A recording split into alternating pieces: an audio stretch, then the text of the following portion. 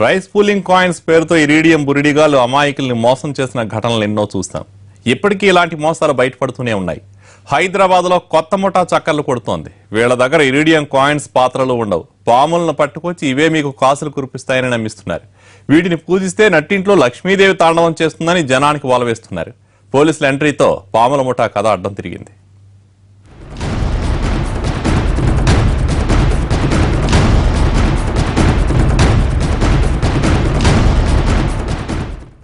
మొన్నటి వరకు ఇరీడియం బురడి కాళ్లు, ఇప్పుడు పాములోళ్లు అమాయక జనాలతో ఆడుకుంటున్నారు. మాయలు మంత్రాలను చెప్పి అందినకాడికి తోచుకుంటున్నారు. లక్ష్మీ కటాక్షం పేరు చెప్పి లక్షలకు లక్షలు కాచేస్తున్నారు. ప్రజల అమాయకత్వాన్ని ఆసరాగా తీసుకుని కాసులు కురిపించుకుంటున్నారు. ఈ పాముల ముఠా కూడా అంతే. 2 తలల పామును ఇంట్లో ఉంచి పూజలు చేస్తే అంతులేని సంపదలు వస్తాయని నమ్మిస్తోంది ఈ ముఠా. ఇదే ఆ 2 తలల పాము. వీటిని పూజిస్తే అదృష్టమైన నమ్మకం జనంలో ఉంది. ఇప్పుడు కృష్ణా పుష్కరాలు జరుగుతుండటంతో ఈ సమయంలో వీటికి పూజలు చేస్తే లక్ష్మీదేవి సిరులు కురిపిస్తుందని నమ్మిస్తోంది ఈ గ్యాంగ్.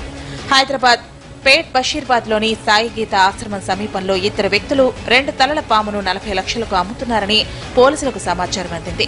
దీంతో రంగంలోకి దిగిన ఎస్పర్టీ పోలీసులు ఈ కేటుగాళ్లను పట్టుకున్నారు. 2 తలల పామును స్వాధీనం చేసుకుని దాన్ని అమ్మేందుకు ప్రయత్నించిన తిరుపతి శంకర్ ను అరెస్ట్ చేశారు పోలీసులు. తీసుకొచ్చారు ఇక్కడ ఫారెస్ట్ నుంచి. తర్వాత మేము దీన్ని తదుపరి గురించి ఈ ఫారెస్ట్ డిపార్ట్మెంట్ తోటి వాళ్ళకు కాంటాక్ట్ వాళ్ళకి చెప్పడం జరిగింది. ఈ కేసు వాళ్ళు టేకప్ చేస్తారు. ఆ కేసు టేకప్ చేసి వీళ్ళకు సంబంధించింది వాళ్ళకు కరెక్ట్గా ఇన్వెస్టిగేషన్ చేసి ఈ పాము ఎక్కడి నుంచి తెచ్చారు, ఏంటిది, ఇంకెక్కడైనా ఏమైనా ఉన్నాయా అని విచారించి దీనికి సంబంధించింది వాళ్ళు కరెక్ట్గా అప్రోప్రియేట్ సెక్షన్స్ పెట్టి వాళ్ళు కేసు ఇన్వెస్టిగేషన్. పామును నిందితులను అటవీశాఖ అధికారులకు అప్పగించారు. 2 తలల పామును తెచ్చిస్తే 40 లక్షలు ఇస్తారని జహంగీర్ చెప్పడంతో తాము తీసుకొచ్చామంటున్నారు నిందితులు. నిందితులపై వన్యప్రాణి చట్టం కింద కేసు నమోదు చేస్తామని అటవీశాఖ అధికారులు చెబుతున్నారు.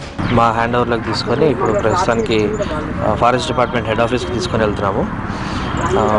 తర్వాత వీళ్ళ మీద ఎటువంటి చర్యలు తీసుకోవాలి, ఇంకా దీనిలో ఎంతమంది ఇన్వాల్వ్మెంట్ ఉంది వాళ్ళని కూడా పట్టుకొని ఎంక్వైరీ తర్వాత వీళ్ళ మీద ఎటువంటి చర్యలు తీసుకోవాలి, సుపీరియర్స్ ఆర్డర్స్ తోటి ఫర్దర్ యాక్షన్ తీసుకోవడం జరుగుతుంది. మొత్తానికి 2 తలల పాము కథ పోలీస్ స్టేషన్ కు చేరింది. ఇప్పటి వరకు ఈ ముఠా ఎంతమందిని చీట్ చేసిందో లెక్క తేలాల్సి ఉంది.